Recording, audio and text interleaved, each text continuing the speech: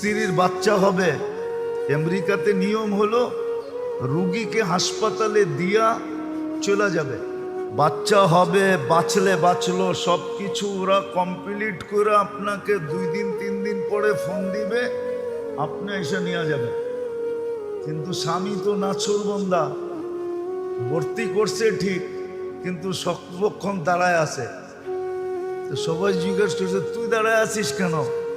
তোরে বুঝাইছে, বল তোর শরীরের একটা অঙ্গ অর্ধেক যদি কোথাও থাকে তাহলে আর অর্ধেক ওর সাথে থাকবে না পৃথক থাকবে?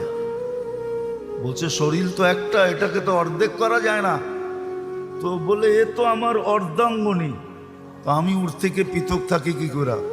ও তো 10 মাস কষ্ট করলো আমার বাচ্চার জন্য, আমি ওর জন্য 2 দিন কষ্ট করতে পারবো না?